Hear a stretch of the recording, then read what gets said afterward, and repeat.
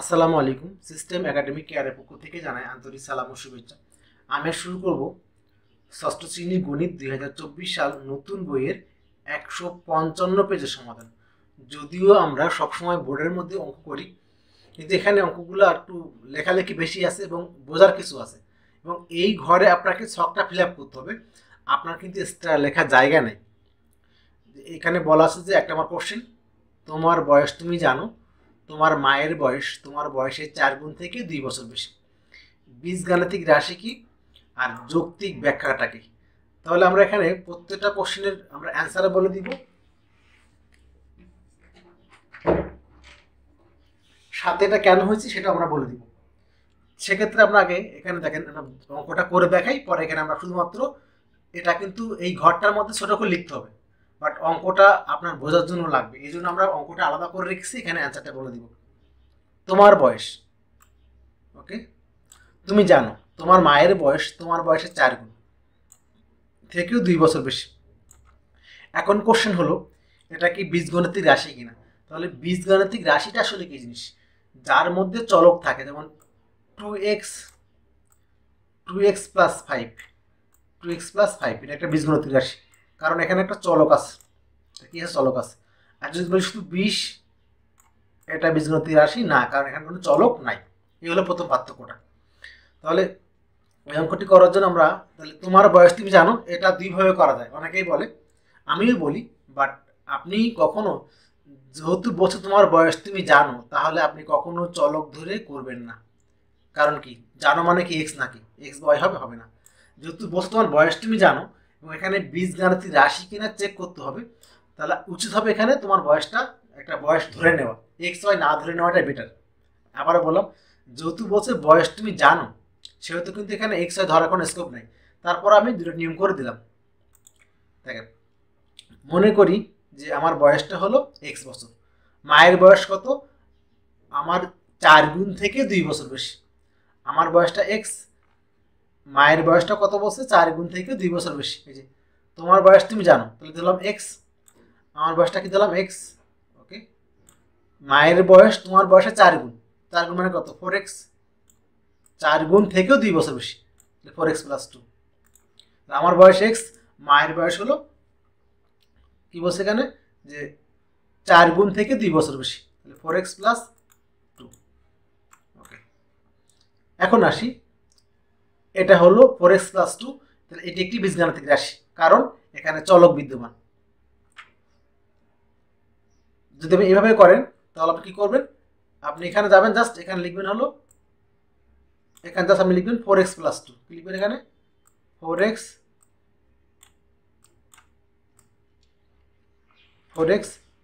Plus 2, এটা একটি বীজগাণিতিক রাশি।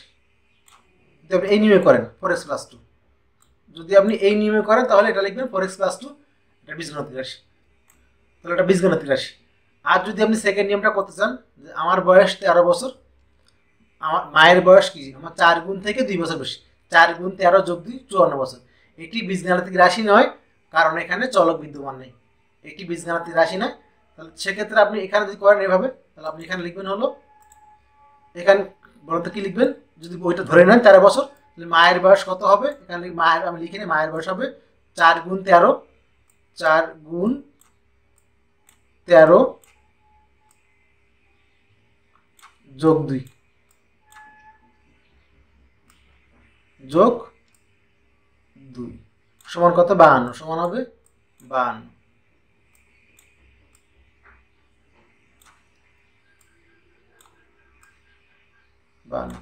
এইটা যদি লেখেন, লিখবেন এটি একটি বীজগাণিতিক রাশি, কারণ এখানে চলক বিদ্যমান। আর এটা যদি লেখেন, এটা বীজগাণিতিক রাশি নয়, কারণ এখানে চলক বিদ্যমান নাই। আমরা এখানে লিখে রাখছি, এই যে লাস্ট এই লাইনটা লিখবেন, এখানে চলক বিদ্যমান নাই, আর এখানে চলক আছে। এটা জাস্ট ডান দিকের ঘরে লিখবেন, এখানে লিখবে জাস্ট এখানে, ওকে। 2 নম্বর কোশ্চেন কি বলছে এখানে, যে 1 কেজি চালের মূল্য 1 কেজি ডালের মূল্য থেকে 20 টাকা 30 টাকা কম। খুব খেয়াল করবেন, 1 কেজি চালের মূল্য 1 কেজি ডালের মূল্য থেকে 30 টাকা কম। যদি এরকম টাইপের ম্যাথ থাকে, অনেকে মনে করে যে চালের মূল্যটাকে এক্স আর ডালের মূল্যটা ওয়াই। না বন্ধুরা, এই যে চালের মূল্য, সে কিন্তু ডালের সাথে সম্পর্কযুক্ত। দেখছেন, চালের মূল্যটা কি ডালের সাথে সম্পর্কযুক্ত। তাহলে মূল্য কম কার, চালের মূল্য কম, ডালের মূল্য বেশি। যারটা কম আর যারটা বেশি, যারটা বেশি তারটা ধরে নেবেন। তাহলে ডালের মূল্য ধরেন X টাকা, তাহলে চালের মূল্য কত, X থেকে 30 টাকা কম। আপনি বলছেন যে 1 কেজি চালের মূল্য 1 কেজি ডালের মূল্য থেকে 30 টাকা কম। 1 কেজি ডালের মূল্য যদি X টাকা ধরেন, 1 কেজি ডালের মূল্য কি ধরেন X টাকা, তাহলে এই মূল্য কি হবে, চালের মূল্য কি হবে, X থেকে 30 বাদ, এই যে এখানে দেখেন। তাহলে 1 কেজি ডালের মূল্য ধরলাম আমরা এখানে X টাকা ডালের মূল্য, তাহলে 1 কেজি চালের মূল্য কত, X - 30। এই X - 30 জাস্ট আপনি বীজগাণিতিক ঘরে লিখবেন, বীজগাণিতিক রাশি ঘরে আপনি কি লিখবেন, X - 30, এবং ডান দিকে লিখবেন এটি একটি বীজগাণিতিক রাশি, কারণ এখানে চলক বিদ্যমান। তাহলে আপনি এই ঘরে লেখেন হলো X - 30, X - 30, ওই লেখাটা কিন্তু লিখবেন X - 30। আগে ধরবেন যে মনে করি ডালের মূল্য X টাকা, তাহলে চালের মূল্য সমান এটা। এবার এখানে ওই লেখাটা লিখবেন, এটি বীজগাণিতিক রাশি, কারণ এখানে চলক বিদ্যমান। শেষ। শিলার বাবার বর্তমান বয়স শিলার বয়সের 4 গুণ। শিলার বাবার বর্তমান বয়স শিলার বয়সের 4 গুণ। তাহলে শিলার বয়স যদি X ধরেন, শিলার বয়স X, শিলা আমি X দিলাম, তাহলে শিলার বাবার বয়সটা কি, বাবার বর্তমান বয়সটা কি বলেন তো কি হবে, বাবার বয়স হবে তা 4 গুণ, তাহলে 4X। বাবার বয়সটা কত হবে, 4X। ওকে। শিলার দাদার বয়স ও শিলার 4 গুণ শেষ। শিলার দাদার বয়স শিলা ও তার বাবার বয়সের সমষ্টি অপেক্ষা 15 বছর বেশি। তাহলে তার দাদার বয়স কি হবে, শিলার বয়স X, তার বাবার বয়স কত, 4X। দুইজনের সমষ্টি অপেক্ষাও আরো 15 বছর বেশি, তাহলে যোগ 15।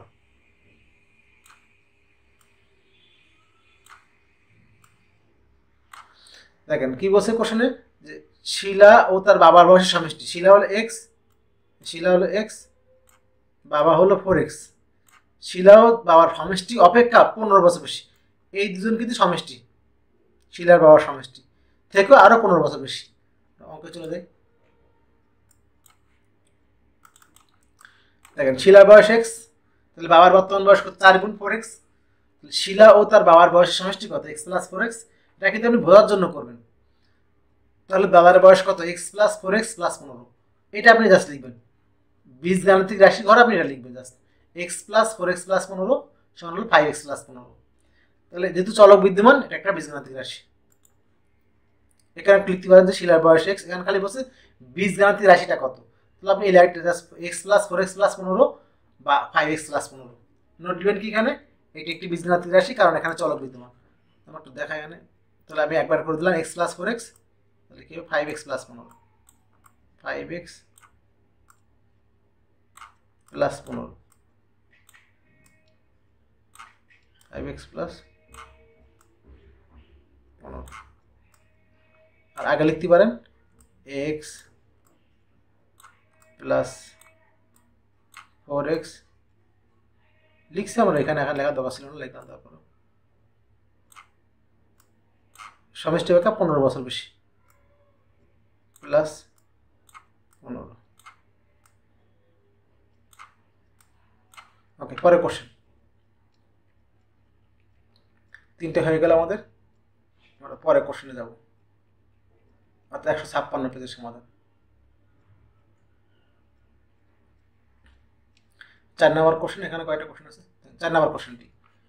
এখানে একটা আপেলের একটা বাক্স দেওয়া আছে, একটা বাক্স দেওয়া আছে, দুইটা আপেলের বাক্স দেওয়া আছে, এবং 4টা আপেল, একটা দুইটা 4টা আপেল স্টার আছে। এখানে দেখেন একটা আপেল, একটা আপেল, একটা দুইটা, একটা তিনটা, একটা 4টা আপেল স্টার আছে। এখন কোশ্চেন হলো, প্রতিটি বাক্সে 50টি করে আপেল থাকলে মোট আপেল কত। তাহলে আগে লেখেন যে এখানে দেওয়া আছে দুইটি আপেলের বাক্স, কয়টা বাক্স, দুইটা, একটা বাক্সে থাকে 50টি করে, দুইটি বাক্সে কত, 50 গুণ 2 100টি।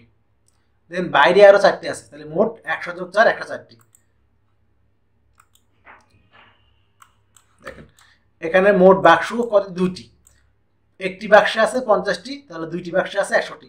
বন্ধুরা এই অঙ্কগুলো কিন্তু করতে হবে না, জাস্ট আপনি এইটা লিখবেন ওখানে, তাহলে বাইরে আরও 4টি আপেল আছে, তাহলে মোট আপেলের সংখ্যা 100 + 4 104টি। এখানে চলক নাই, তাই এটি বীজগাণিতিক রাশি নয়।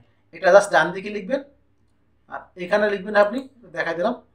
তাহলে একটি বাক্স আছে 50টি করে, দুটি বাক্স কত 100টি, আর বাইরে আছে কত 4টি। তাহলে আপনি 100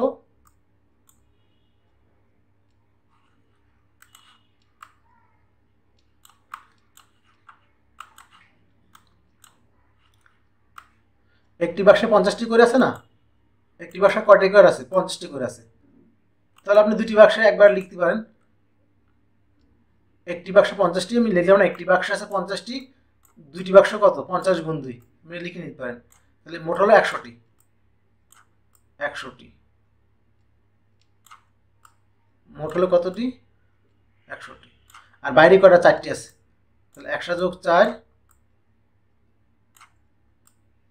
সমান কত হলো 104টি, সমান হলো 104টি। এখানে লিখবেন কি যে এটি বীজগাণিতিক রাশি নয়, কারণ এখানে চলক বিদ্যমান নাই। লেখা আছে এখানে, এটা জাস্ট 104টি লিখবেন। এটি বীজগাণিতিক রাশি নয়, কারণ এখানে চলক বিদ্যমান নেই। পরে কোশ্চেন, কোনো একটি মহাসড়কে বাসের প্রতি ঘন্টায় বেগ ট্র্যাকের থেকে 12 কিলোমিটার বেশি। প্রতি ঘন্টায় বেগ ট্র্যাকের চেয়ে 12 কিলোমিটার বেশি। আমরা এখানে দেখাই দিই কোটা। মনে করি ট্রাকের বেগ যার কম তারটা ধরে নেন এক্স। দেখেন বাসের বেগ ট্র্যাকের বেগের থেকে 12 কিলোমিটার বেশি, তাহলে কম টাকার ট্র্যাকেরটা কম, ট্র্যাকেরটাকে এক্স ধরলাম, বাসের বেগ হলো x/12। এখন বোঝার বিষয় হলো এটা কিলোমিটার পার ঘন্টায়, কিন্তু এখানে কিলোমিটার পার ঘন্টা, কারণ বেগ বেরোয় ঘন্টায়। এই যে বেগ v সমান s/t, দূরত্ব বাই সময়, দূরত্ব বাই সময়, এই জন্য। তাহলে এখানে এই জন্য কিলোমিটার, নিচে হলো ঘন্টা, ঘন্টা বলা নাই এই জন্য। এই হলো এটি একটি বীজগাণিতিক রাশি, কারণ এখানে চলক বিদ্যমান। এটি একটি বীজগাণিতিক রাশি, কারণ এখানে চলক বিদ্যমান। আপনি ওই ঘরের মধ্যে x+12 লিখবেন, x+12। এটি একটি, তাহলে এটা কি একটা বীজগাণিতিক রাশি, কারণ এখানে চলক বিদ্যমান।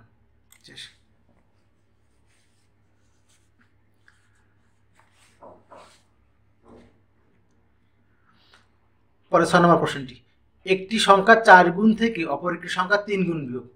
একটি সংখ্যা 4 গুণ, একটি সংখ্যা ধরেন x, তো 4 গুণ কত 4x। আবার একটি সংখ্যা y, তার 3 গুণ কত 3y। দেন 4x থেকে 3y বাদ দিবেন। একটি সংখ্যা x, সংখ্যাটি 4 গুণ 4x, অপর সংখ্যাটি y, সংখ্যাটি 3 গুণ 3y। তাহলে এখানে প্রশ্ন মতো লেখার দরকার নেই, তাহলে বীজগাণিতিক রাশিটি কি 4x - 3y, কারণ এখানে একটা অতএব এটা লিখতে পারেন যে একটি সংখ্যা 4 গুণ থেকে অপর সংখ্যা 3 গুণ বিয়োগ সমান, প্রশ্ন মতো লেখার দরকার নেই, একটি সংখ্যা 4 গুণ থেকে অপর সংখ্যা 3 গুণ বিয়োগ সমান 4x - 3y। এটি একটি বীজগাণিতিক রাশি, কারণ এখানে চলক বিদ্যমান। এটি একটি বীজগাণিতিক রাশি, কারণ এখানে চলক বিদ্যমান। জাস্ট এখানটা লিখবেন, এখানে কি হবে 4x - 3y, 4x - 3y। এটা একটা বীজগাণিতিক রাশি, কারণ এখানে চলক বিদ্যমান। পরের কোশ্চেনটি, নাফিসা পরিমাণ মতো পানি, গুড় ও লবণ ব্যবহার করে খাবার স্যালাইন তৈরি করলো। তাহলে আপনি জানেন না, মনে করেন পানি হলো এক্স, গুড় হলো ওয়াই, লবণ হলো জেড, তিনটা ধরে নিলেন। তাহলে পরিমাণটা কত হবে, তিনটা যোগ করে দিবেন। যদি আপনি পরিমাণ জানেন না, তাহলে পানি যেগুলো দেওয়া আছে বা স্যালাইন তৈরি করতে যা লাগে, পানি, গুড় আর লবণ, এটাকে ধরেন এক্স, এটাকে ওয়াই, এটা জেড, মিক্স করবেন, তাহলে একটা যোগ হবে। জাস্ট মনে করি নাফিসা পানি নিয়েছে x গ্রাম, গুড় নিয়েছে y গ্রাম, লবণ নিয়েছে z গ্রাম, তাহলে মোট উপাদান x + y + z। এটি একটি বীজগাণিতিক রাশি, কারণ এখানে চলক বিদ্যমান। এটি একটি বীজগাণিতিক রাশি, কারণ এখানে চলক বিদ্যমান। তো আপনি জাস্ট শর্ট করে দিলাম, এখানে x হলো পানি,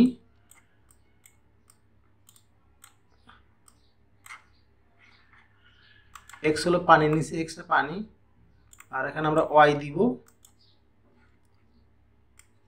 প্লাস y হলো গুড় প্লাস z হলো লবণ।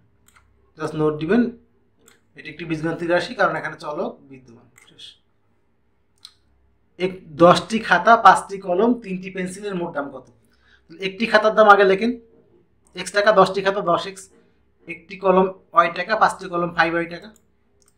একটি খাতার দাম x টাকা, 10টি খাতা 10x, একটি কলমের দাম y টাকা, 5টি কলমের দাম 5y, একটি পেন্সিলের দাম z টাকা, 3টি পেন্সিল 3z টাকা। একটি খাতার দাম x, 10টি খাতা 10x, একটি কলমের দাম y, 5টি কলম 5y, একটি পেন্সিলের দাম z, 3টি দাম 3z। তাহলে আপনার মোট দাম কত হলো? যোগ করে দেন 10x plus 5y plus 3z, এই জাস্ট এটা লিখবেন। তাহলে এটা কি হলো? এটা একটি বীজগাণিতিক রাশি। তাহলে আপনি এটাই লেখেন 10x plus 5y plus 3z। আমি জাস্ট ডিলিট করলাম 10টি খাতা, তাহলে 10x প্লাস 5টি কলম 5y আর হলো 3টি পেন্সিল 3z মনে করেন 3z।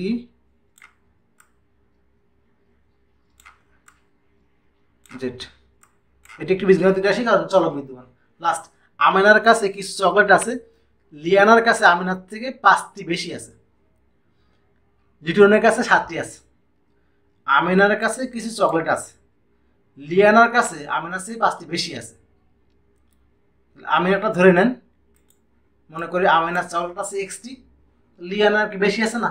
তাহলে x প্লাস 5, যার বেশি তারটা ধরতে হবে। কম বললে কিন্তু x থেকে 5 বিয়োগ হতো, যারটা বেশি তারটা ধরে নেন। আমেনার আছে xটি, এখানে কমটি যারটা, আমেনার আছে কয়টি? xটি, তাহলে লিয়ানার কি আছে? x plus 5।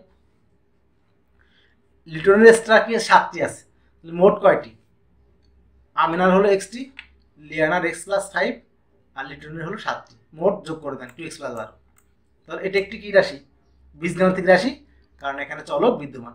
Just 2x plus 12 আপনি ওই ঘরের মধ্যে লিখবেন। আপনি এই ঘরে জাস্ট লিখবেন 2x প্লাস 12, 2x প্লাস 12। এটি একটি বীজগাণিতিক রাশি, কারণ এখানে চলক বিদ্যমান। শেষ। তাহলে এখানে আমেনার কাছে কিছু চকলেট আছে, লিয়ানার কাছে আমেনার থেকে, এখানে কিভাবে ধরবেন? যার তথ্য নাই, আমেনার কাছে কিছু আছে, কিছু মানে কি ধরলেন? xটি। লিয়ানার কাছে আমেনার থেকে 5টি বেশি আছে, তাহলে ওরটা কি? x প্লাস, আমেনার থেকে 5টি বেশি, x প্লাস 5। এই হলো আমাদের 155 এবং 156 পেজের সমাধান। আশা করি বুঝতে পারছেন। আমি একটু ছোট করে দিই একবারে, তাহলে যেন আমি একবারে এটা করতে। এই হলো আপনাদের পুরো অঙ্কগুলো। আশা করি বুঝতে পারছেন। সিস্টেম একাডেমি কেয়ারের পক্ষ থেকে আন্তরিক সালাম জানিয়ে শেষ করলাম আজকের মতো ক্লাস। আল্লাহ হাফিজ।